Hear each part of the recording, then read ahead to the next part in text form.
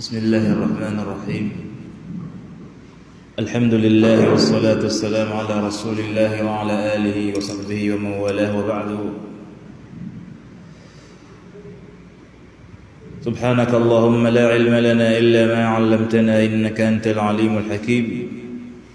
ربنا علمنا ما ينفعنا وانفعنا بما علمتنا وزدنا علما يا أرحم الراحمين.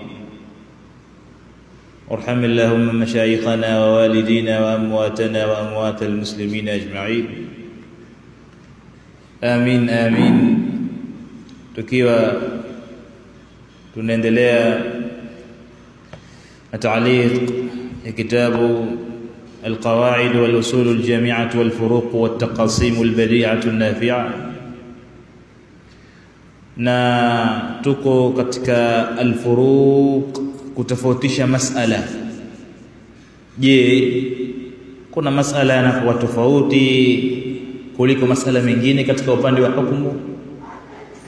Na katika darasa iliyopita nyuma, katika wiki iliyopita, tuliangalia ndani yake masala ambayo mtunzi rahimahullahu ta'ala alikuwa anazungumza, ikiwa mtu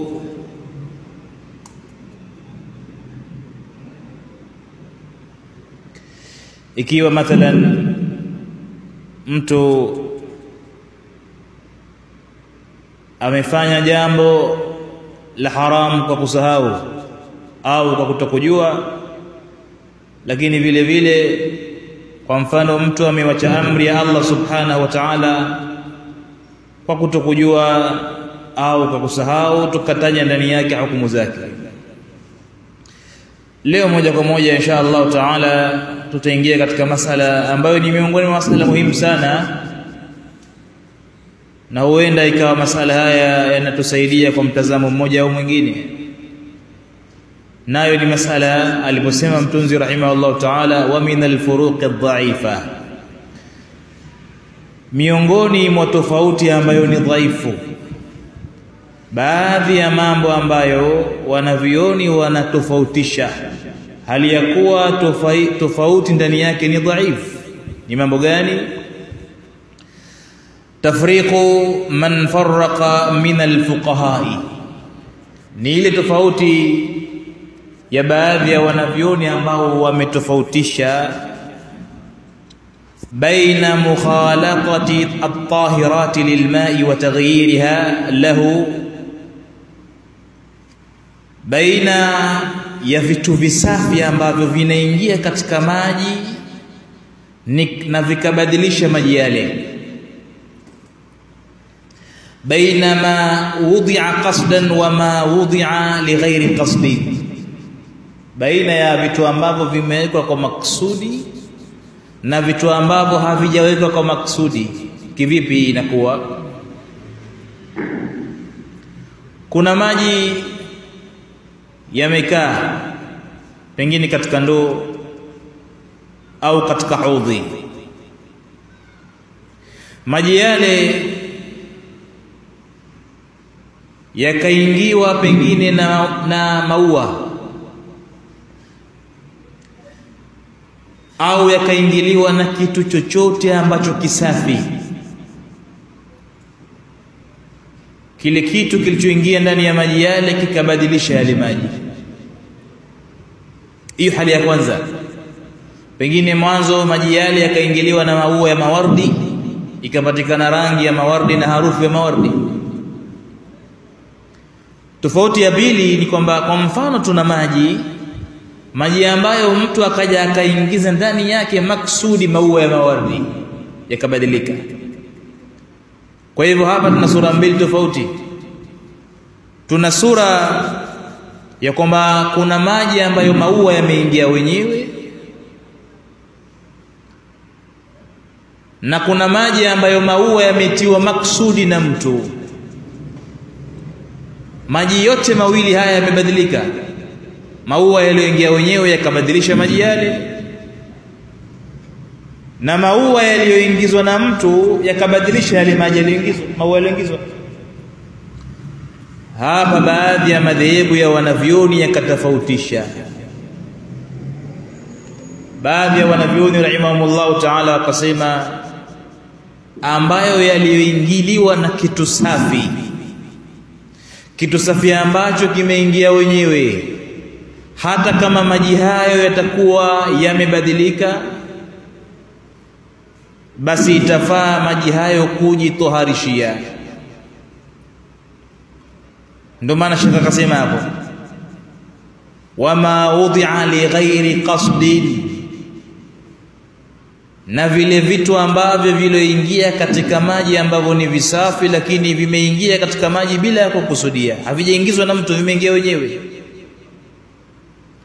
Au bimaqarrihi, pengine vile vitu vimeingia kwa sababu maji yale yamekaa muda mrefu sehemu ile. Maji yamekaa sehemu muda mrefu, yakafanya mwani ndani yake, yakabadilisha ule mwani. Sasa maji yakaonekana ni rangi ya kijani, lituli mukthihi, kwa sababu ya kukaa muda mrefu sehemu ile. Au bimamarrihi, au maji yalikuwa yanamwagika katika sehemu maalum, kutokamana na kupita maji katika sehemu, maji yale yakafanya rangi na yakaathirika na sehemu iliyokuwa inapita. Yalikuwa yanapita katika bomba, maji yakaathirika na rangi ile bomba.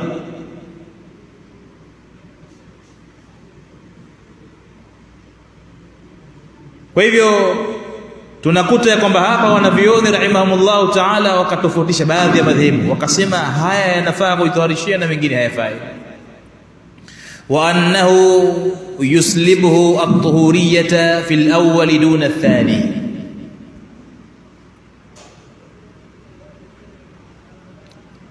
hali ya kwanza inakuwa inaondoka katika usafi kuliko hali ya pili.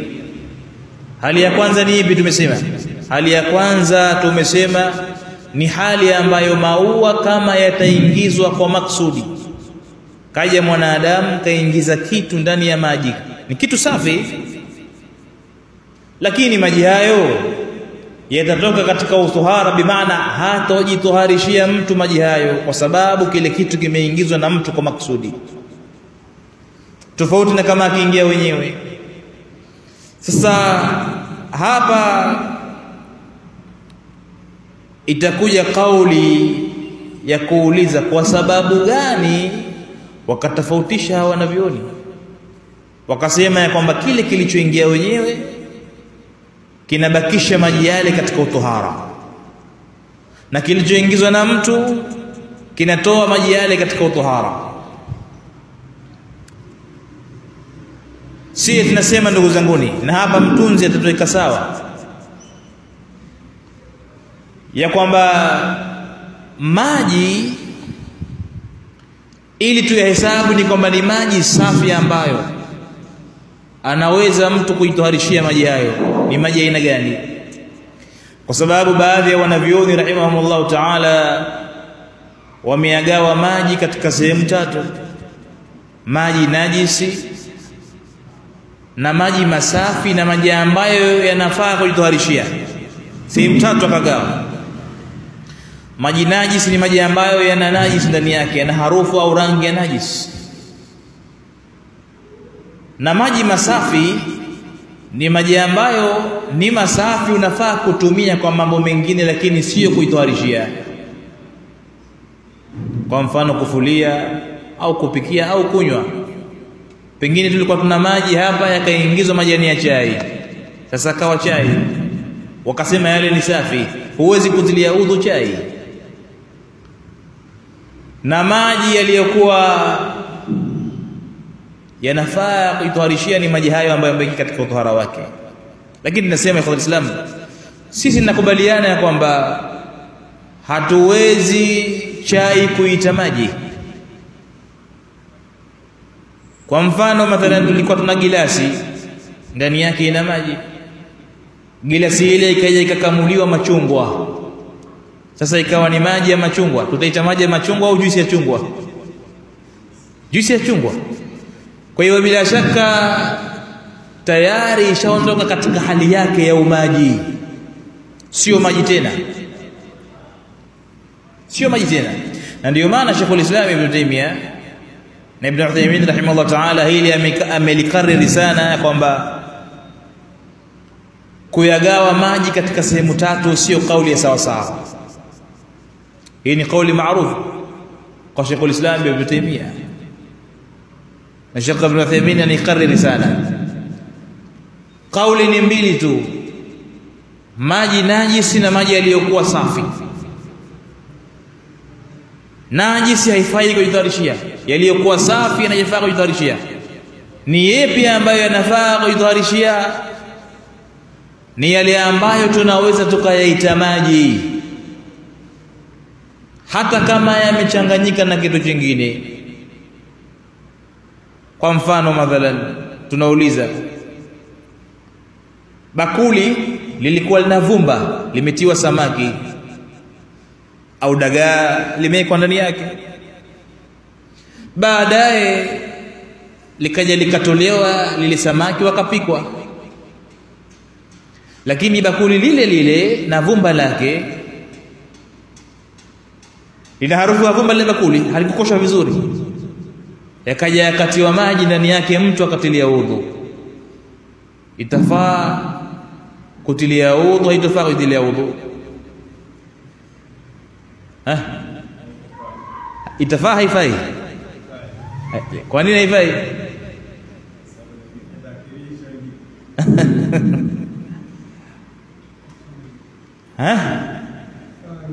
Kwa nini haifai? Kwa sababu muda na harufu ile ya vumba, harufu ile imesababishwa kwa muda ulikuwa na kitoweo.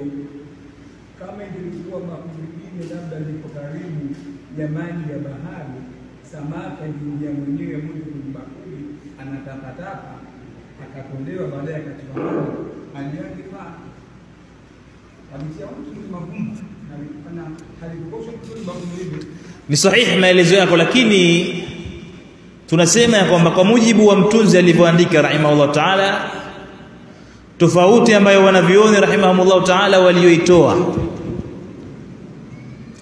ya kwamba maji yakiathiriwa na mtu kwa maksudi ni tofauti na maji ambayo yaliyoathirika wenyewe. Ni kauli hii ni dhaifu kwa wanavioni rahimahullah ta'ala, kwa sababu tunachokiangalia, je, haya ni maji si maji? Ni maji yameathirika na kitu kisafi au kitu kichafu? Kisafi. Ikiwa kitu ambacho kimeathiri maji yale ni kisafi, sawa sawa yameathiriwa na mtu kwa makusudi au yameathirika wenyewe, hayo maji yatabakia kuwa ni safi, kwa sababu hakuna dalili ambayo kutoka kwa Mtume sallallahu alaihi wasallam ambayo inatofautisha baina ya maji aina mbili, yaliyoathiriwa na mwanadamu na yaliyoathirika kwa makusudi. Kitu kile kile ni kisafi, lakini mwanadamu aliyekiathiri kwa makusudi au pengine maji yale yameathirika wenyewe, hakuna tofauti katika sheria, madhali maji yale bado ni maji. Sahih? Naam. Naam. Naam. Maji yani kwa mfano maji yana harufu ya vumba, tunayajua hasa haya ni maji, lakini yameathirika kwa sababu pengine kile chombo kilikuwa kina vumba mwanzo, maji haya yatafaa kutilia udhu. Allahumma labda tuseme ya kwamba haitofaa kwa sababu yule mtu atakuwa na harufu ya vumba na atawakera watu msikitini, lakini kama kutilia udhu yeye mwenyewe kusali, mafi mushkila fi hapa, yajuzu. Kama ataweza kutia udhu vizuri kisha baadaye harufu ya vumba kaitoa, itafaa, uhalali upo. Naam, ndio maana Sheikh akasema wasahih, na kauli sahihi katika masala anna alhukma fihima wahidun, ya kwamba hukumu ya masala yote ni moja tu. Wa anna almaa baqin ala tuhuriyatihi, na maji yatabakia katika usafi hata kama yameathiriwa na mtu kwa maksudi, yatabaki katika usafi. Taghayyarahu hatta tughayyiruhu an-najasa, mpaka maji yale yabadilishwe na najis, si ndio Sheikh Uthman? Tizama kauli aliyotumia mtunzi, lazima maji yaathiriwe na najis. maana yake kama najisi itaingia katika maji na maji yale yakawa hajaathirika, bado itakuwa ni masafi. Ndoo imekaa ikaingia toni la mkojo, itaathirika ndoo? Haiathiriki. Haiwezi kudhihiri ndani yake harufu wala rangi ya mkojo kwa toni moja. Kwa hivyo katika uhalali wa kutilia udhu, uhalali upo. Ikiwa mtu mwenyewe ataona kinyaa, haya ni masala mengine, kutilia udhu maji hayo. Au ikiwa mtu atahisi kwamba nikitilia udhu mimi natakiwa nisikutue na nipandishe maji puani na maji haya yameingia toni la mkojo, bila shaka atakuwa na maradhi. Hayo ni masala mengine, lakini masala ya uhalali wa kutilia udhu upo. Ndio maana mtunzi akatumia kauli hii, tofauti na madhehebu ambayo yanasema mengine. Wa anna tafriqahum almadhkur, ama tofauti ambayo tulioitaja hapo mwanzo ya wanavyoni, yadullu ala dha'fi alqawli. Tofauti hiyo inajulisha kwamba kauli hii iliyokuja katika masala ni dhaifu min aslihi, tangu asli ya masala hayo. Liannahu tafriqun baina mutamathilaini, kwa sababu hapa wanavyoni hawa wametofautisha baina ya vitu viwili ambavyo vinafanana. Wametofautisha baina ya vitu viwili ambavyo vinafanana. Fakulluha qad ghayyaraha at-tahiru taghyiran mumazija. Kwa hivyo yani maji yote hayo mawili yamebadilishwa na kitu ambacho ni kisafi, mbadilisho ambao ni mbadilisho wa kuchuja tu yale maji, kwamba yameingia maji ya mawardi ndani yake na ile wardi ikachujika ikatoa harufu na rangi, au imeingia sumini, au imeingia kitu chochote ambacho ni kisafi. Nafikiri masala hayo yatakuwa yamekaa sawa hapo. Moja kwa moja tuingie katika masala mengine. Masala mengine yanayofuata ni masala ya kupiga mswaki. Je, mtu akifunga anaruhusiwa kupiga mswaki au haruhusiwi? Ndio masala hayo anayotaka kuyaleta mtunzi. Mtu ambaye yuko katika saumu, mchana wa saumu, ataruhusiwa kupiga mswaki au haruhusiwi? Sheikh anasema wa min alfuruq adh-dha'ifa, na miongoni mwa tofauti iliyokuwa dhaifu, karahatu siwaki lisaimi ba'da az-zawali la qablahu. Kuna baadhi ya madhehebu yamechukia, haya ni madhehebu ya Hanabila na Shafi'iyya, kwa wao inachukiza kupiga mswaki baada ya kupinduka jua, baada zawali. Kabla ya kupinduka jua, kuanzia asubuhi mpaka kabla ya kupinduka jua la dhuhuri, wanasema inafaa kupiga mswaki, mustahab. Imekuja kauli ya mustahabu katika madhhab sahih. Lakini baada ya kupinduka jua la dhuhuri sasa wakasema haitofaa kupiga mswaki. Kwa nini haitofaa? Kwa sababu wakasema, kwanza ikatumika dalili ambayo ni dhaifu, hadithi ya Mtume sallallahu alayhi wasallama ambayo inasema istaku bilghadati wala tastaku bilashiyi, pigeni mswaki mchana na wala msipige mswaki jioni. Wakahesabu ya kwamba jioni tabani inaingia nusu ya pili ya mchana ambayo ni baada ya dhuhuri. Wakasema haitofaa baada ya dhuhuri au baada ya zawali kupinduka jua mtu ambaye kafunga kupiga mswaki, inachukiza. Hadithi hii ameitaja al-Imam al-Baihaqi na al-Imam ad-Daraqutni, lakini hadithi dhaifu la shakka fihi, hadithi dhaifu. Sababu ya pili, ikiwa hadithi ni dhaifu, wakasema kwa sababu ndani yake kuna harufu ya mfungaji, khalufu fami saim, sahih, harufu ya mwenye kufunga atyabu inda Allah min raihati almisk, harufu ya mwenye kufunga inapendeza zaidi mbele ya Allah kuliko harufu ya miski, si ndio? Sasa ndugu zangu, tunaulizana, harufu ya mwenye kufunga inatoka wapi? Tumboni, sahihi? Kwa sababu tumbo likikaa muda mrefu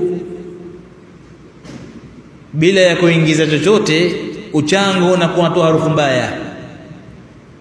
Sio kinywa, hapana. Kinywa kinatoa harufu mbaya kwa mabaki ya vyakula. Kinywa kinatoa harufu mbaya ikiwa mabaki ya vyakula yamekaa muda mrefu sana hayakuondolewa. Ndio maana Mtume akatuhimiza kupiga mswaki kila baada ya swala, yani kila wakati wa swala, tunapotaka kusali au tunapotia udhu au tunapotaka kusoma Qur'ani au tunapoamka na maeneo mengine ambayo Mtume akatuhimiza. Kwa hivyo kauli ya kusema ya kwamba inachukiza kupiga mswaki baada ya kupinduka jua, yani baada zawal, hii ni qaulun dhaifun. Hii ni kauli ambayo ni dhaifu, hakuna dalili ndani yake ambayo inatofautisha kama ilivyokuja. Ndio maana shaka akasema wasahihu, na kauli iliyokuwa sahih, istihbabuhu lisaimi qabla az-zawali wa ba'dahu, itafaa, bali ndio uzuri zaidi hasa aliyefunga apige mswaki ikiwa ni adhuhuri, ikiwa ni alasiri. Hata kwa mfano alikuwa anatia udhu anajiandaa kwenda kusali magharibi, atapiga mswaki vile vile, kama huwa dhahirul adilla, kama ilivyokuja uwazi wa dalili. Uwazi wa dalili, Mtume anasema laula ana shukka ala ummati la amartuhum bisiwaki inda kulli salah au inda kulli wudu.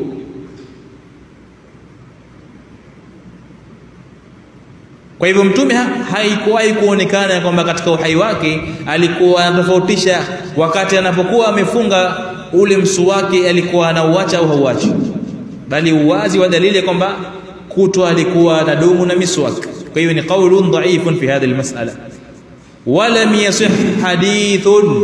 Ndio maana akasema wala hakuna hadithi sahihi iliyokuja yadullu ala alfarqi, ambayo inatofautisha baina ya mtu kuwa mfungaji na ikiwa mtu si mfungaji.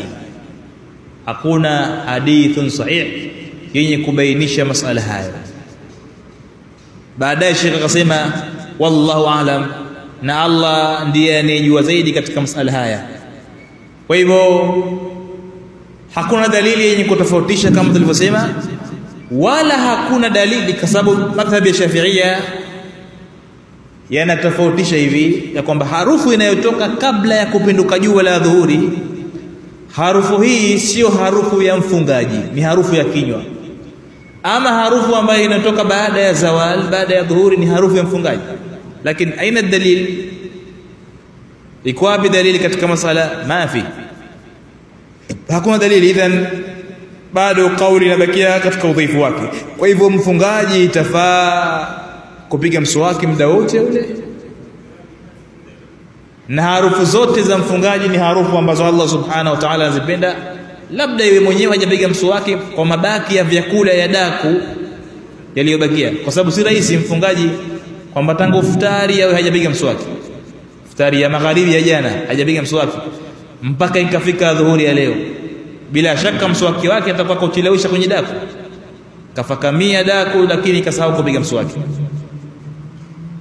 Kwa hivyo hapo kauli inakuwa dhaifu katika masala kama tulivyoona.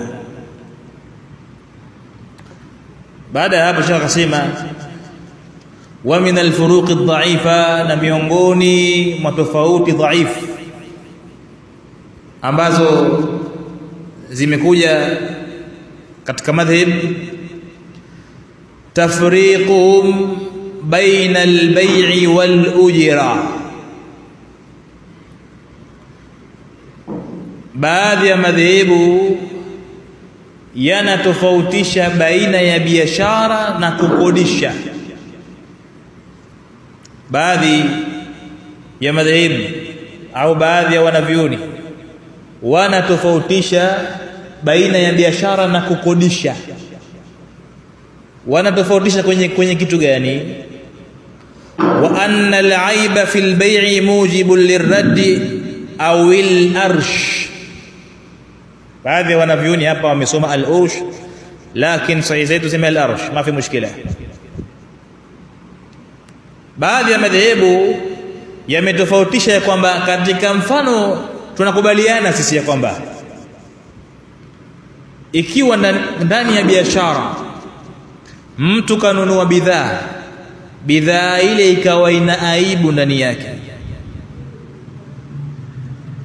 aliyenunua bidhaa ile anaruhusiwa kuirudisha, anaruhusiwa. Lakini je, akiamua kubaki nayo bidhaa ile hata kama ina aibu, yeye mwenyewe anaruhusiwa vile vile? Ikiwa ataamua kubaki nayo au ataamua kuirudisha, mafi mushkila fi hadha, hakuna tatizo katika hili. Lakini sasa kukaja masala ya kwamba je, kwa mfano mathalan bidhaa ile kauziwa ina aibu, huyu ambaye kamuuzia anatakiwa kumpa al-arsh. Al-arsh ni kitu gani? Kama anavyosema wanavyoni, al-arshu ni tofauti baina ya bidhaa kuwa haina aibu na bidhaa ikiwa ina aibu. Al-arshu ni tofauti ya bei ya bidhaa ikiwa ina aibu au bidhaa ikiwa haina aibu. Kwa mfano mathalan, bidhaa ikiwa haina aibu inauzwa kwa shilingi 1000. Sahihi? Ikiwa haina aibu inauzwa kwa shilingi 1000. Safi. Bidhaa ikiwa ina aibu itauzwa bidhaa hiyo hiyo kwa shilingi 800. Kwa hivyo al-arsh hapo ni ngapi? 200. Al-arsh hapo ni 200. Hii 200 tukiingiza katika 1000 bimaana itachukua 1 katika 5, si ndio? 1 katika 5, kwa sababu 200 ndani ya 1000 zinapatikana 5. Kwa hivyo bidhaa yenye aibu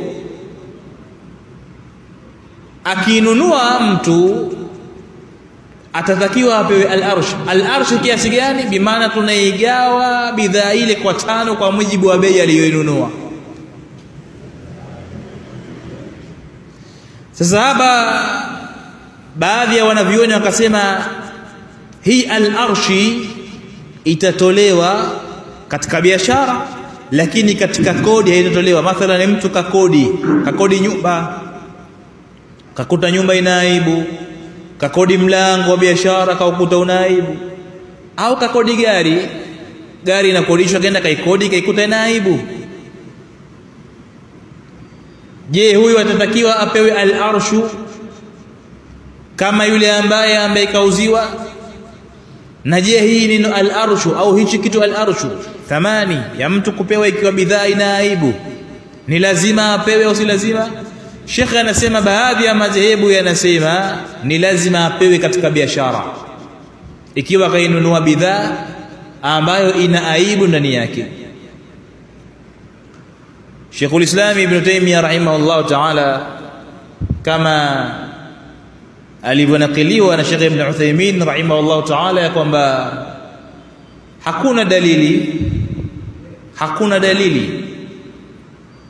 ambayo inamlazimisha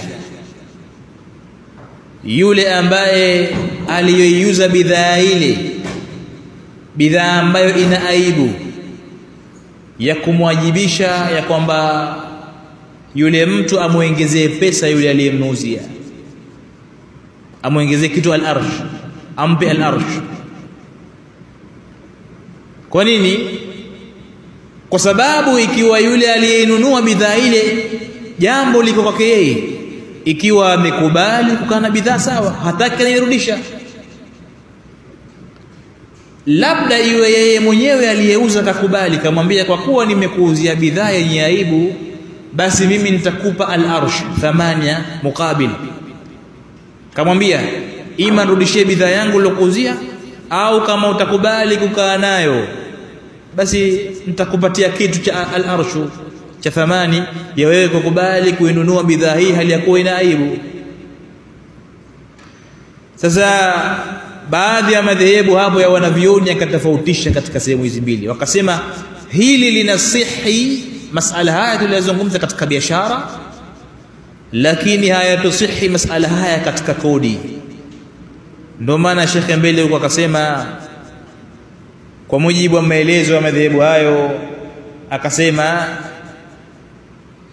wal aibu fil ijarati, na aibu ambayo inapatikana katika kodi, mujibu li khiyali raddi, ni aibu ambayo inapelekea mtu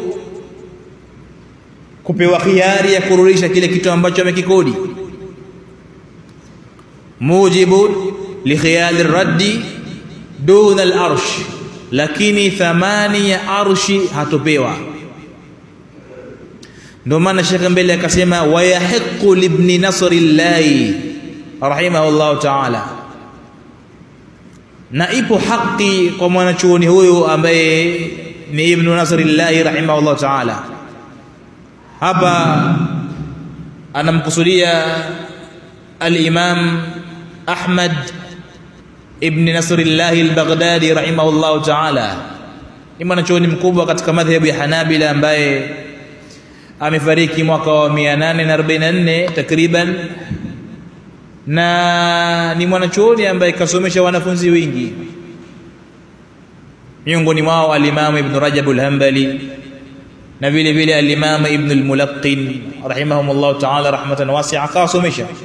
Sasa yeye mwanachuoni huyu anasema katika kauli hii an yaqula, ya kwamba aseme wal farqu bainahuma asir, kutofautisha baina ya biashara na baina ya kodi, kukodi mtu ni tofauti ngumu sana, ya kwamba biashara mtu akinunua bidhaa ambayo ina aibu ana haki ya kupewa mbadala wake ikiwa atakubali kukaa na bidhaa ile. Lakini kwenye kodi, mtu akikodishwa kodi ambayo kitu ambacho kina aibu ndani yake hana haki hiyo. Hapa tofauti ya kutenganisha vitu hivi mbili ni tofauti ngumu sana.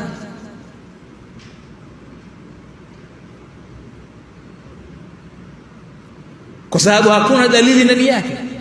Na sababu ya kutofautisha wao wakasema kwa sababu biashara ni mtu ananunua kitu ili akimiliki kitu kile milele, tofauti na kodi. Wanavyuoni waliotofautisha hapa wakasema anayenunua bidhaa anainunua kwa nia ya kukaa nacho kitu kile ala al-abid, kukaa nacho moja kwa moja, tofauti na anayekodi. Anayekodi anakodi kitu kile kwa muda maalum ili kutumia manufaa yake kisha kirudisha. Kwa hivyo ndio maana tukatofautisha.